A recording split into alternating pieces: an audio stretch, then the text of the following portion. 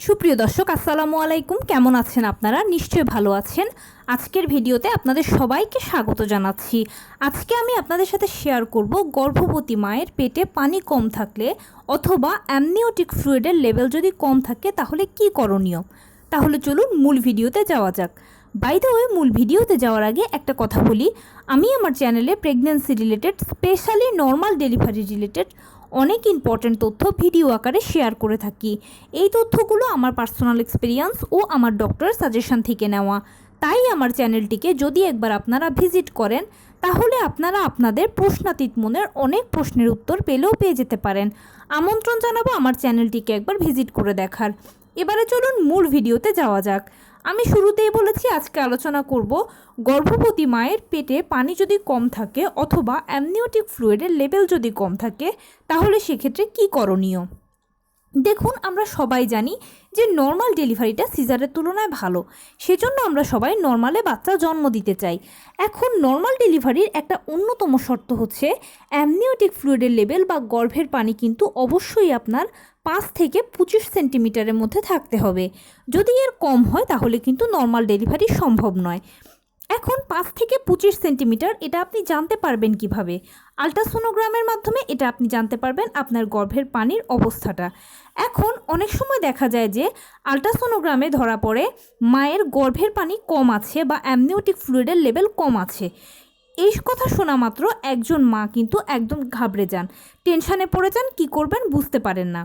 প্রথমে আপনাকে যেটা করতে হবে, ধৈর্য ধরে টেনশান করা যাবে না। কেননা মনে রাখবেন, আপনি যদি টেনশান করেন তাহলে আপনার প্রেশার ওঠানামা করবে, আর প্রেশার যদি ওঠানামা করে, প্রেশার ওঠানামার কারণে মায়ের তো ক্ষতি হয়, সেই সাথে অনেক সময় দেখা যায় যে গর্ভের বাচ্চা পেটের ভেতরে মারা যায়। সেই জন্য এটা গর্ভের পানি কম থাকার থেকেও খুব খারাপ।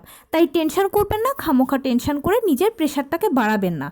এক্ষেত্রে প্রথমেই আপনি যদি এটা জানতে পারেন যে গর্ভের পানি কম আছে তাহলে ধৈর্য ধরে সমস্যার সমাধানের চেষ্টা করবেন। মনে রাখবেন, সমস্যাও আছে, সমাধানও আছে। এখন কি সমাধান? সমাধান খুব সহজ।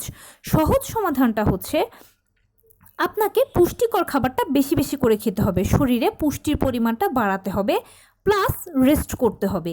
এই দুটো কাজ যদি করতে পারেন তাহলে ইনশাল্লাহ আপনার গর্ভের পানি বা অ্যামনিওটিক ফ্লুইডের লেভেল যা কম আছে সেটা কিন্তু বেড়ে যাবে, বা যে লেভেলে আসার প্রয়োজন সেটা এসে যাবে। অবশ্যই আপনি পুষ্টিকর খাবার খাবেন, প্রোটিন জাতীয় খাবারগুলো বেশি বেশি করে খাবেন।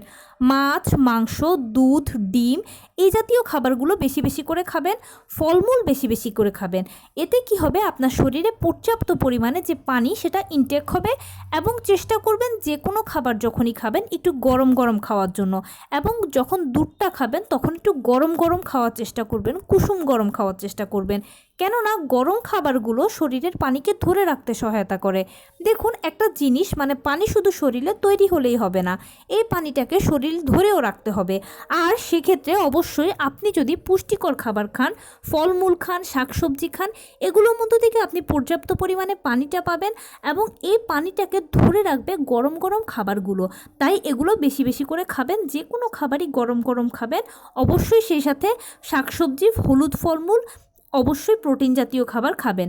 এমনকি সেই সঙ্গে পাল্লা দিয়ে আপনাকে রেস্টও করতে হবে বেশি বেশি করে। তবে তার মানে এটা নয় যে আপনি একেবারেই হাঁটাচলা করবেন না, আপনি একদম টোটাল বেড রেস্টে চলে যাবেন, সেটা নয়।